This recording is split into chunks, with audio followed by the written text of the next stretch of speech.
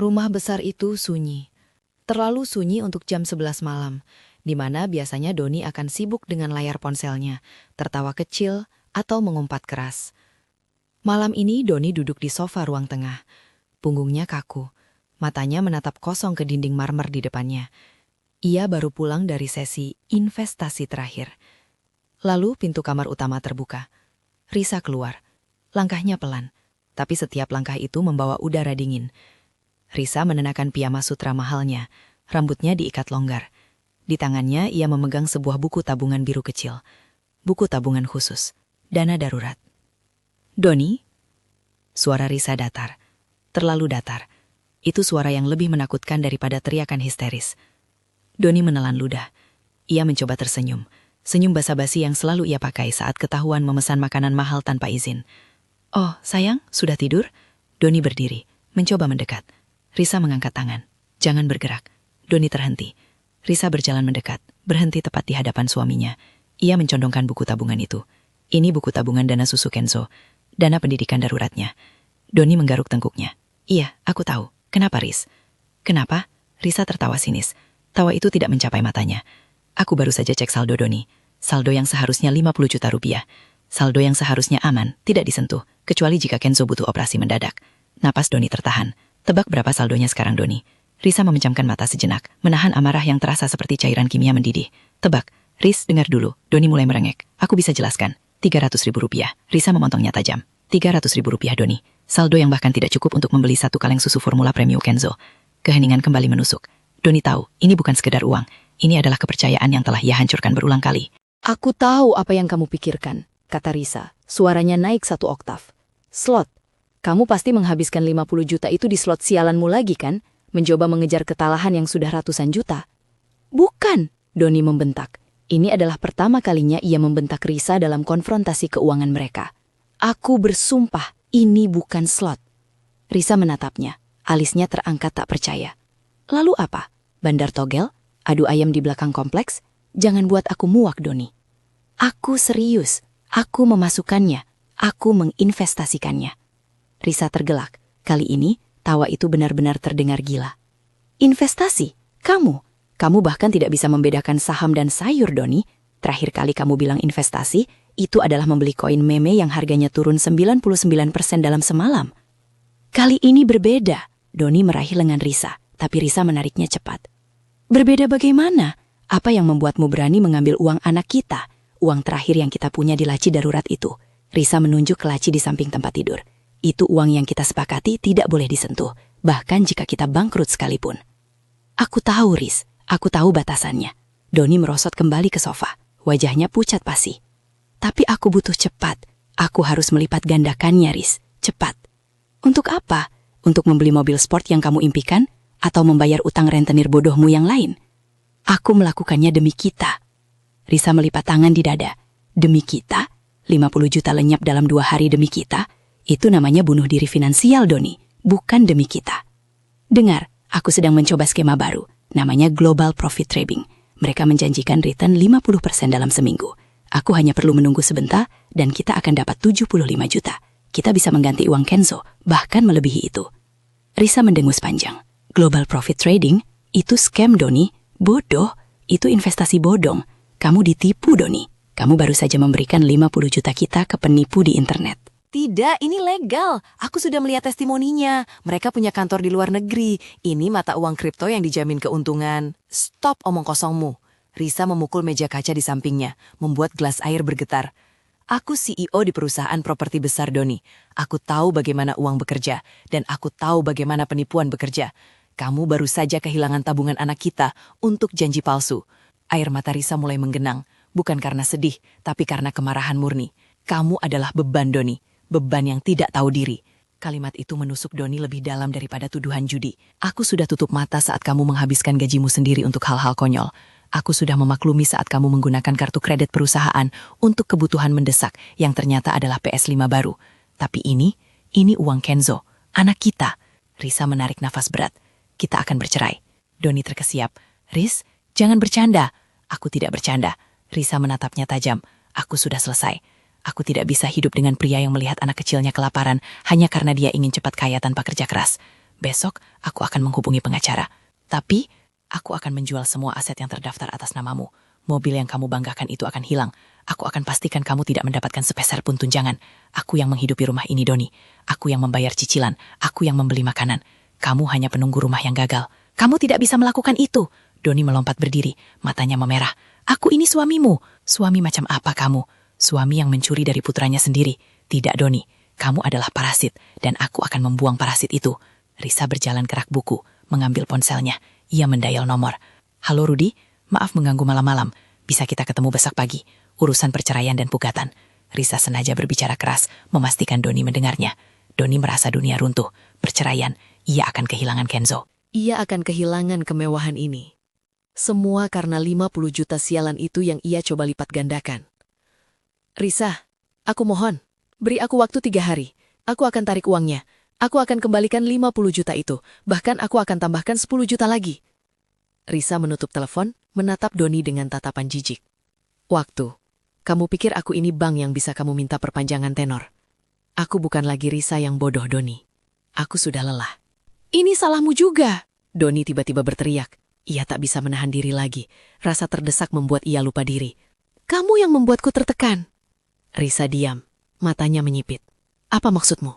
Kamu selalu membanggakan dirimu. CEO sukses, wanita karir sejati, menghasilkan miliaran. Tapi aku hanya Doni, si pengangguran. Kamu tidak pernah menghargai usahaku. Aku hanya ingin kita setara. Setara dengan mencuri dana anak? Risa menyeringai. Doni, kamu harus tahu tempatmu.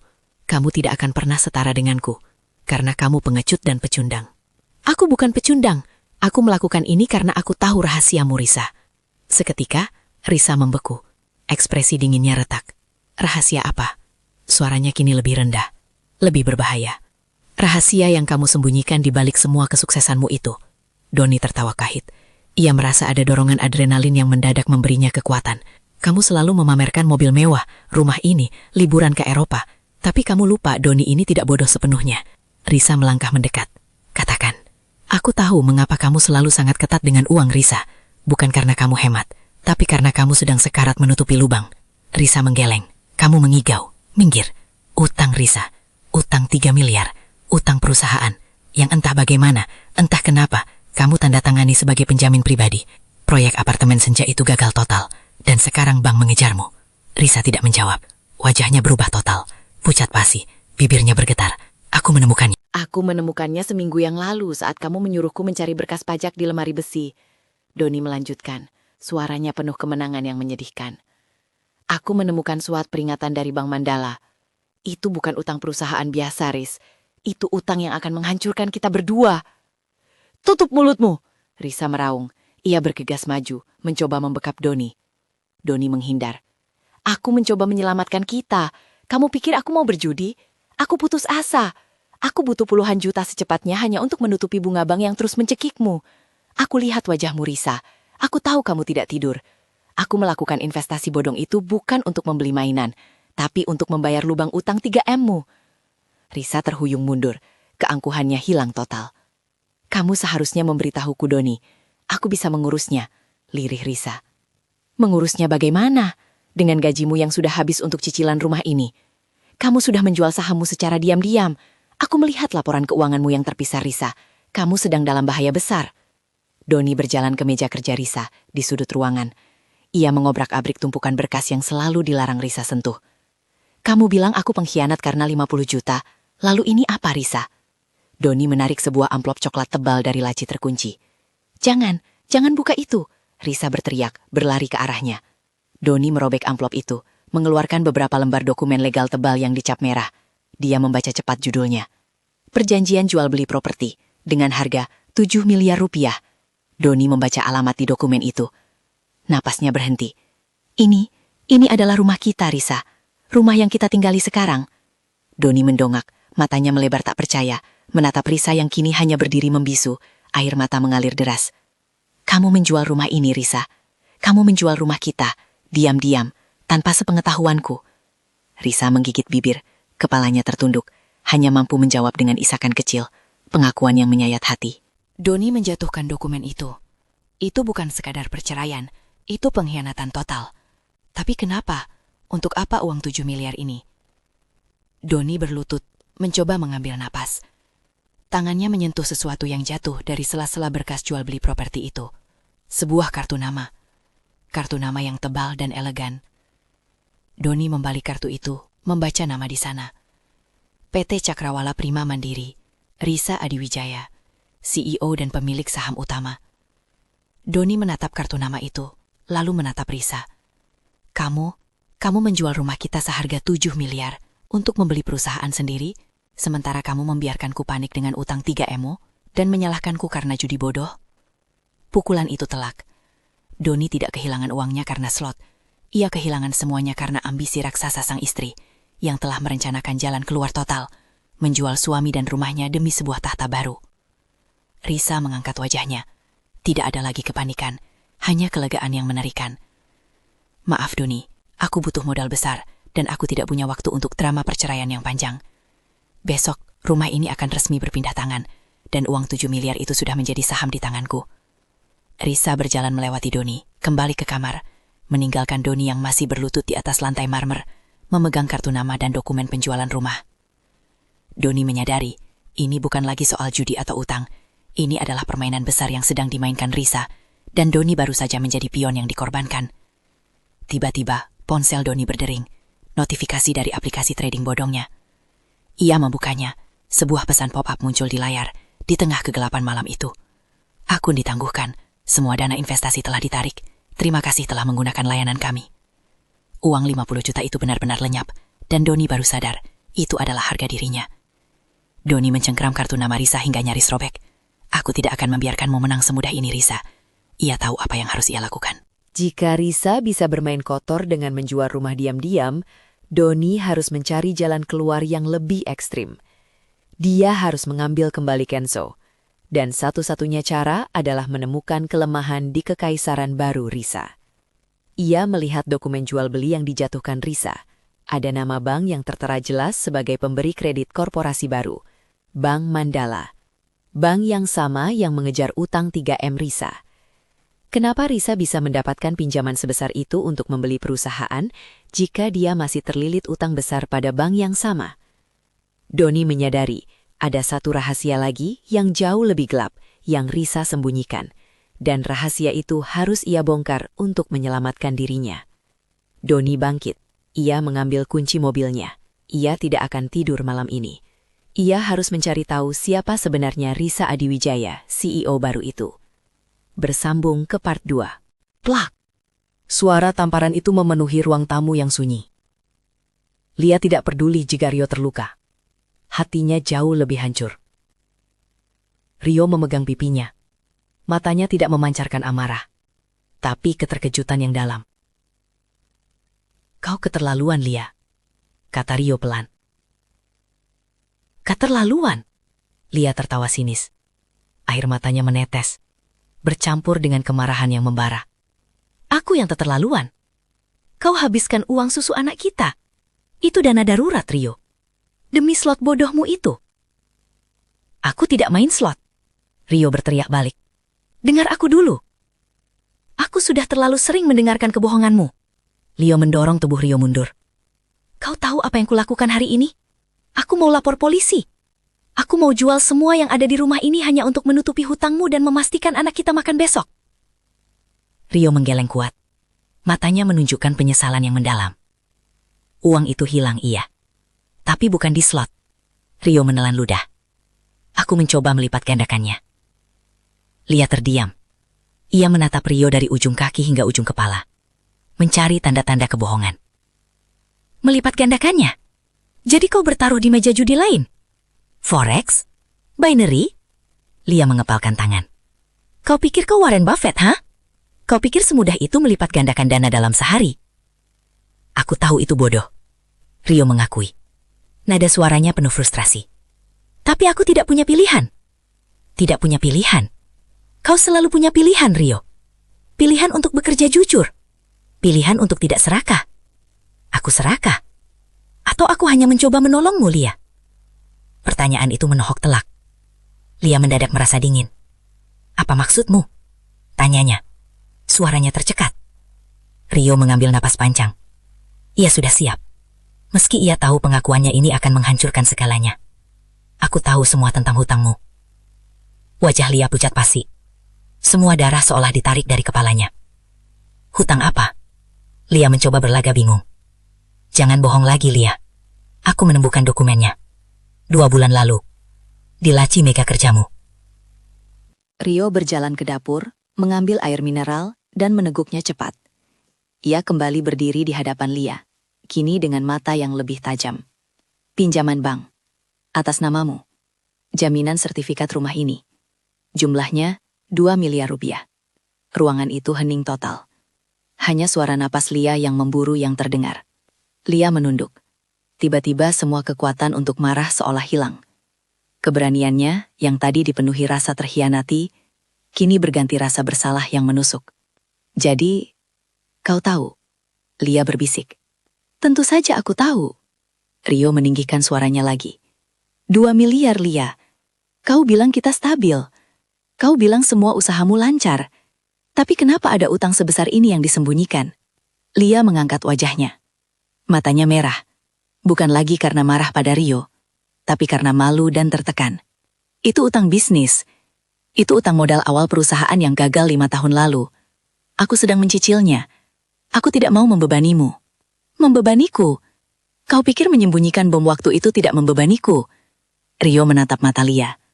Aku menemukan dokumen itu, dan aku tidak bisa tidur selama 2 bulan. Aku menghitung cicilanmu, aku menghitung sisa utangnya. Bahkan dengan gajimu sekarang, kita butuh minimal 7 tahun lagi untuk lunas. Aku tahu itu. Dan kenapa kau tidak memberitahuku? Kenapa kau biarkan aku hidup dalam kebahagiaan palsu? Sementara kita sebenarnya berjarak 1 cicilan gagal dari kebangkrutan total. Lia terdiam. Ia tidak bisa menjawab.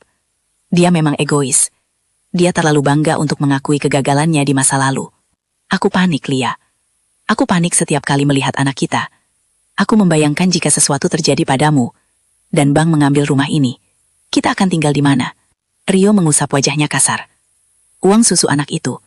Ya, itu dana darurat. Rio mengakui. Tapi aku tidak menghabiskannya untuk kesenanganku. Aku menggunakannya untuk bertaruh pada platform future trading yang dikenalkan Adi, teman lama di kantor.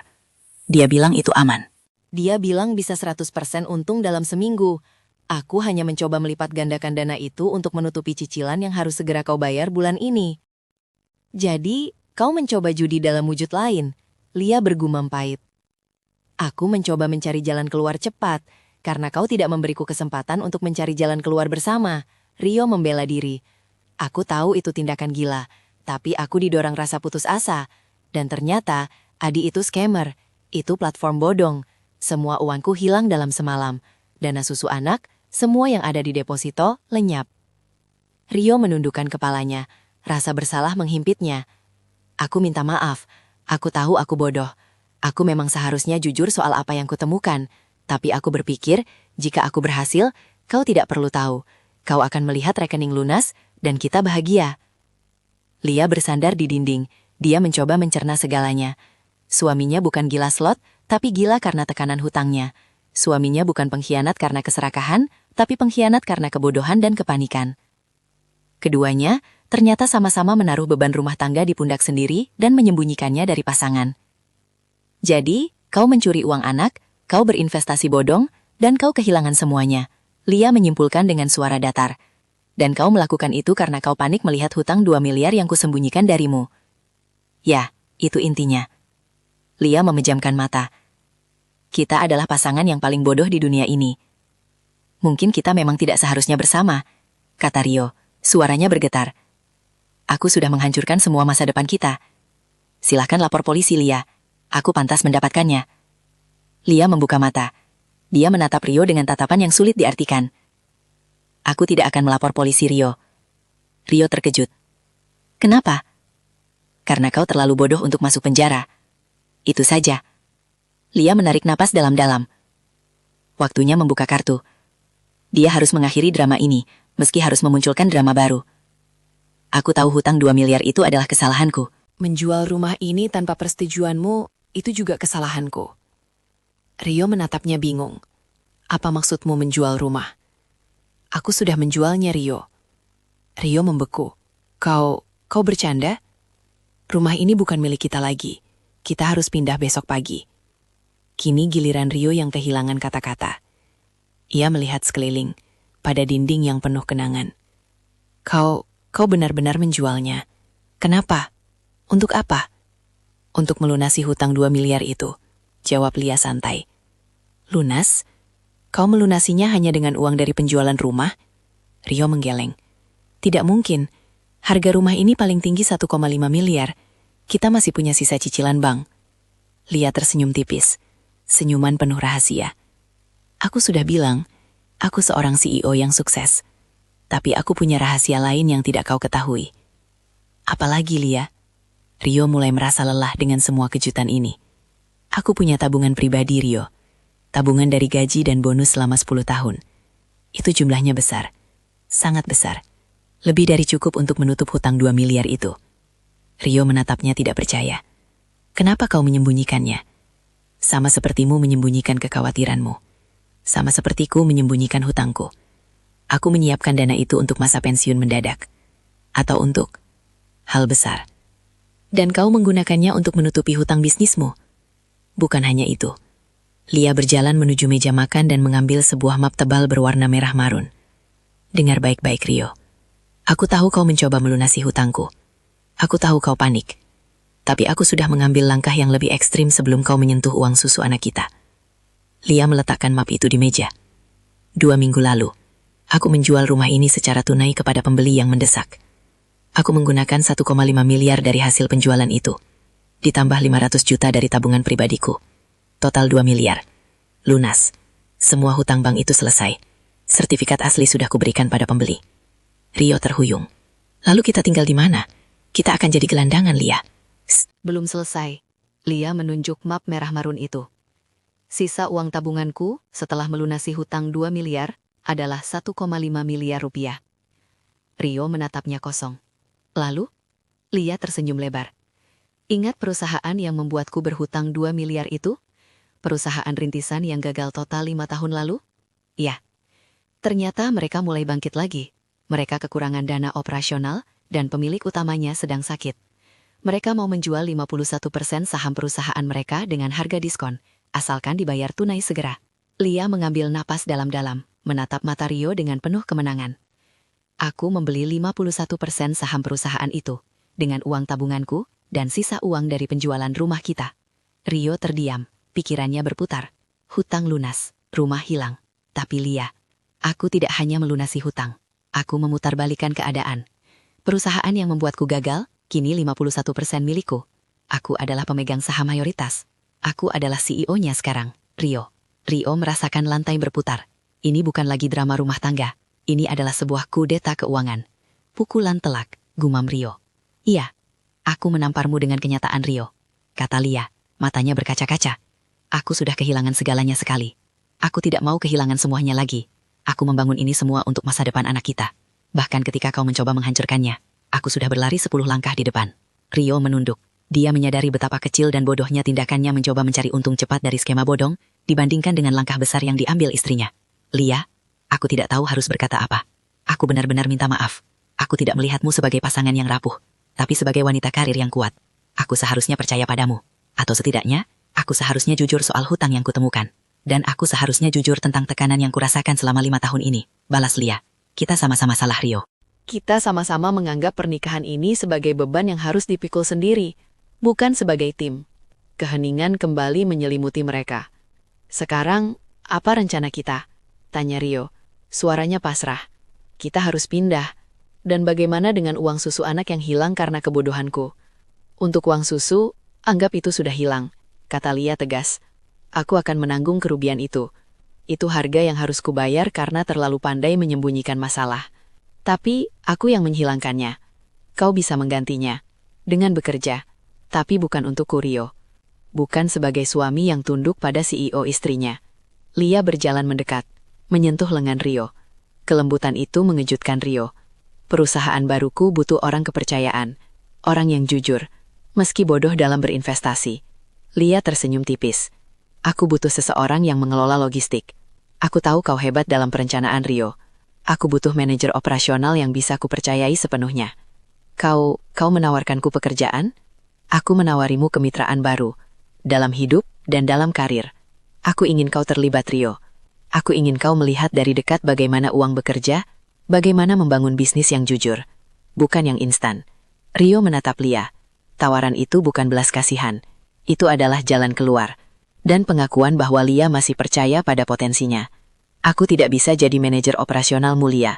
Aku sudah menghancurkan keuangan kita. Maka belajar dariku. Bersihkan namamu.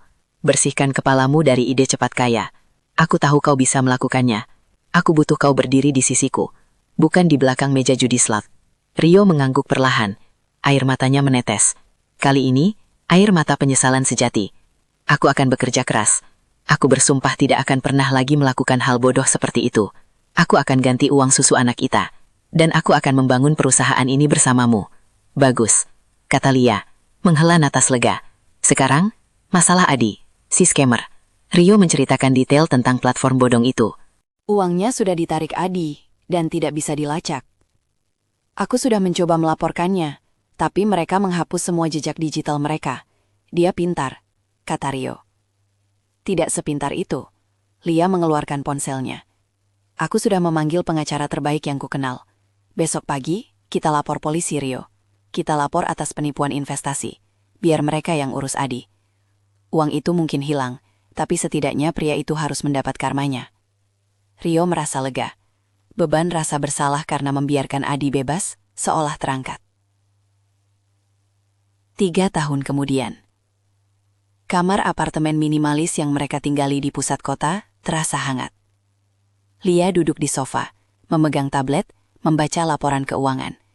Sementara Rio, kini tampil lebih rapi dengan kemeja polo perusahaan, sedang menidurkan anak mereka.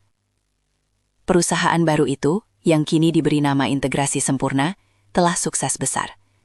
Lia, dengan visi dan kepemimpinan yang tajam, berhasil mengangkat perusahaan yang hampir mati itu menjadi pemimpin pasar dalam solusi e-commerce.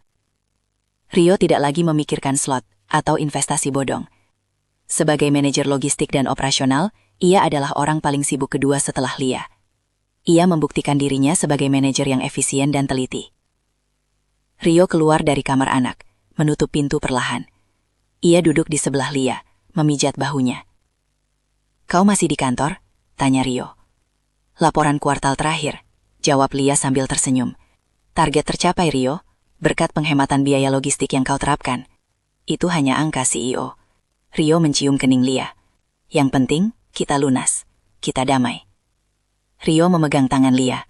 3 tahun lalu, mereka hampir kehilangan segalanya karena ketidakjujuran yang didasari rasa cinta yang salah.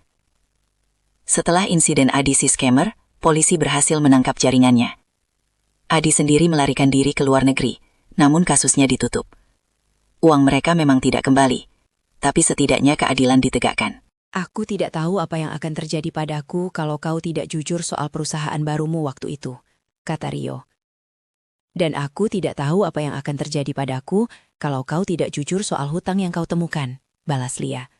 Kita sama-sama belajar bahwa komunikasi adalah investasi terbaik dalam pernikahan. Ngomong-ngomong, Rio mengubah topik. Adi baru-baru ini muncul di berita. Lia mengangkat alis. Masih hidup di luar negeri? Tidak, dia tertangkap di Singapura. Bukan karena kasus penipuan kita, tapi karena dia mencoba skema yang sama di sana. Dan dia diciduk imigrasi. Sekarang dia mendekam di penjara luar negeri. Lia mengangguk puas. Karma memang datang dengan visa dan paspor. Dan kita? Tanya Rio. Kita tidak punya rumah, tapi kita punya perusahaan. Kita punya segalanya, Rio. Anak yang bahagia, bisnis yang sukses, dan yang paling penting, kita punya kejujuran. Kita sudah melewati pukulan telak itu, dan kita menang. Dia mematikan tabletnya. Ia bersandar di dada Rio. Besok, kita rapat direksi. Kita akan memutuskan apakah kita akan mengakuisisi perusahaan saingan. Akuisisi? Rio terkejut. Bukankah itu terlalu cepat? Tentu saja tidak. Kita butuh gedung kantor baru yang lebih besar. Kantor baru kita, sekaligus rumah baru kita. Gedung itu sudah lama jadi targetku. Rio tertawa. Lia memang tidak pernah berhenti membuat rencana gila. Jadi, kita akan membeli gedung pencakar langit. Tentu saja. Dan kali ini Rio, Kita membelinya bersama-sama. Tidak ada rahasia, tidak ada pinjaman bodong. Hanya kita dan anak kita. Rio memeluk Lia erat. Rasa syukur membanjiri hatinya.